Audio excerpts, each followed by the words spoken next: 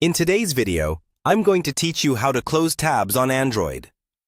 Let's start with what we actually mean by tabs.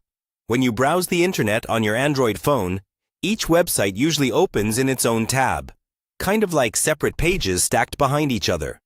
Over time, these tabs can pile up and slow down your browser, drain your battery a little faster, and make it harder to find the pages you actually care about.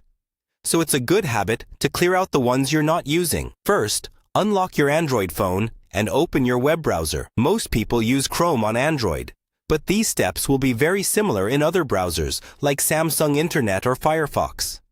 Look for your browser's icon on the home screen or in the app drawer and tap it to open.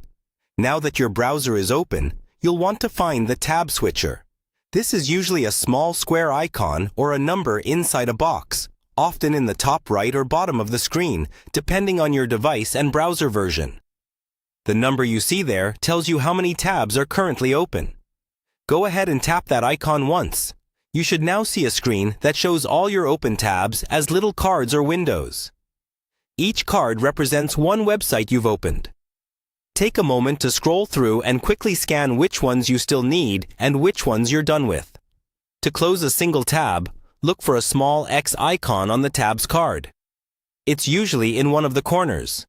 Tap the X and that tab will disappear from the list. If your browser doesn't show an X, try swiping the tab left or right. In many browsers, that gesture also closes the tab. Repeat this for any other tabs you don't need anymore. If you've got a lot of tabs open and you want to clear everything at once, look for an option that says Close All Tabs or Close All. This is usually at the bottom or top of the tab screen, sometimes behind a three-dot menu. Tap that, and your browser will close every open tab in one go. Don't worry, this won't uninstall your browser or erase your bookmarks. It just clears the current pages. When you're done, tap the Home button or open a new tab to start fresh.